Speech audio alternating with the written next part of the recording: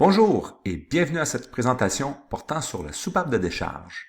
L'objectif de cette vidéo est de bien comprendre le branchement d'une soupape de décharge ainsi que de comprendre son fonctionnement. La soupape de décharge est installée dans le circuit de manière à dévier le débit d'une grosse pompe lorsque celui-ci n'est plus nécessaire. Ainsi, l'orifice P est relié à cette pompe à fort débit. L'orifice T est évidemment relié au réservoir, alors que l'orifice X, l'orifice de pilotage, sera relié au circuit de la plus petite pompe. Un clapet anti-retour empêchera le débit de la petite pompe de retourner par la soupape de décharge. Lors de son fonctionnement et lors de l'activation, lorsqu'il n'y aura pas de charge, les deux débits des deux pompes vont s'additionner pour se rendre directement au cylindre.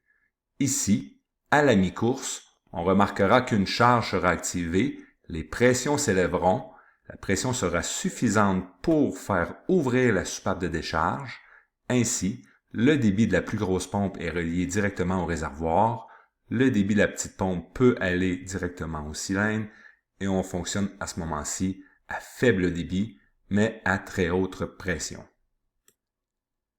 La soupape de décharge permet ainsi, pendant la première partie du cycle, d'avoir un grand débit, petite pression, et pendant la deuxième partie du cycle, d'avoir un faible débit et une grande pression.